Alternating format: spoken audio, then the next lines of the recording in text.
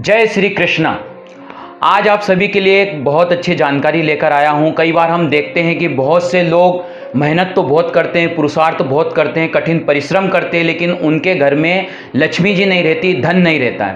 तो हम सांसारिक जीवन में रहते हैं, कई बार अनजाने में हमसे ऐसी गलतियां हो जाती है जो हमें नहीं करना चाहिए, जिसके कारण लक्ष्मी जी की कृपा हम पर नहीं होती है। तो मैं आज अपने वीडियो में यही जानकारी दूंगा कि ऐसे कौन सी चीज़ें हैं जो हमें नहीं करना चाहिए। और जो लोग शास्त्र को मानते हैं, हमारे धर्म संस्कृति सभ्यता को मानते हैं और ईश्वर पर आस्था रखते हैं, वो लोग ये चीज़ों को ज़रूर फॉलो करते हैं। लेकिन कई बार ऐसा होता है कि हम अनजाने में ऐसी गलतियां कर देते हैं। तो आइए आज हम जानते हैं कि ऐसे 5 क्या कारण हैं, ऐसी 5 क्या बातें हैं जो हमें सूर्यास्त के बाद नहीं करना चाहिए। ऐसे क्या काम है 5 जो हमें सूर्यास्त के बाद बिल्कुल भी नहीं करना चाहिए। यदि ये 5 काम यदि आप करते हैं सूर्यास्त के बाद, तो कहीं ना कहीं आप धन से वंचित रह जाएंगे, कहीं ना कहीं लक्ष्मी जी की कृपा आप पर नहीं होगी, लक्ष्मी जी आपके घर से निकल जाएगी। तो आइए जानते हैं और आप सभी वीडियो के अंत तक बने रहिए, ज़रूर आपको ये जानकारियाँ बहुत ही काम में आने वाली है। तो मैं आज आपको लेट किए हुए जल्दी से बताता हूँ कि ऐसे 5 कारण कौन से हैं जो हमें नहीं करना चाहिए। कौन से 5 काम हैं? पहला काम, सूर्यास्त के बाद हमें उधार पैसे नहीं लेना चाहिए। लेन देन का काम सूर्यास्त के बाद नहीं करना चाहिए। यदि सूर्यास्त के बाद यदि हम कर्जा लेते हैं तो वो कर्जा फिर कभी उतरता नहीं है। हमारे शास्त्रों में कहा गया है कि ये जो 5 काम हैं ये वर्जित है सूर्यास्त के बाद, हमारे शास्त्रों में कहा गया है। इसलिए कभी भी भूलकर भी उधार लेन देन का काम सूर्यास्त के बाद नहीं करना चाहिए, नहीं तो उस समय का लिया हुआ कर्जा कभी जीवन भर उतरता नहीं है, ऐसी मान्यता है हमारे शास्त्रों में। और दूसरा, कभी भी शाम के समय तुलसी के पत्ते नहीं तोड़ना चाहिए। हम सभी जानते हैं कि तुलसी जी में लक्ष्मी जी का वास होता है, इसलिए कहा जाता है कि सूर्यास्त के बाद भूलकर भी ये गलती हमें नहीं करना चाहिए। जो भी व्यक्ति सूर्यास्त के बाद तुलसी के पत्ते तोड़ता है, लक्ष्मी जी उसके घर से बाहर प्रवेश कर जाती है। तीसरा काम है जो हमें सूर्यास्त के बाद नहीं करना चाहिए, वो है झाड़ू। झाड़ू हमें कभी भी नहीं लगाना चाहिए। हम झाड़ू को भी लक्ष्मी जी का रूप मानते हैं।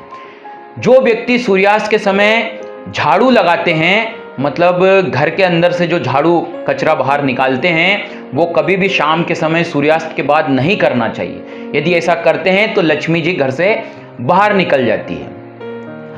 चौथा कारण है, बहुत से लोग हम देखते हैं कि शाम के समय सूर्यास्त के बाद में जो मुख्य द्वार होता है उसको बंद कर देते हैं। यह हम बहुत बड़ी गलती करते हैं।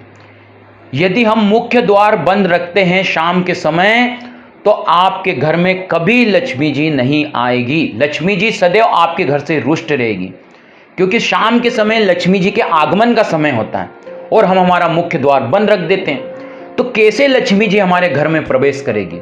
इसलिए कहा जाता है कि शाम के समय सूर्यास्त के बाद मुख्य द्वार हमेशा खुला रखना चाहिए और घर में उजाला रखना चाहिए, घर में लाइट जला देना चाहिए, अंधेरा बिल्कुल नहीं रहना चाहिए। जिस घर में अंधेरा रहता है, जिस घर का मुख्य द्वार बंद रहता है, वहां से लक्ष्मी जी आगे बढ़ जाती है और फिर सदैव हमें कंगाली का मुंह देखना पड़ता है।